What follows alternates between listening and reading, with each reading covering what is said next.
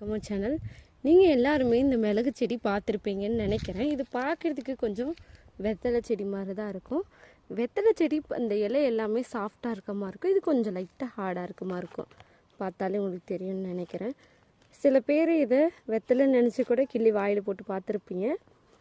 இந்த மிளகு பச்சையாக இருக்கிறதையும் பார்த்துருப்பீங்க, காஞ்சி நம்ம சமையலுக்கு பயன்படுத்துறத கூட பார்த்துருப்பீங்க. இதில் பழத்தை பார்த்துருக்கீங்களா?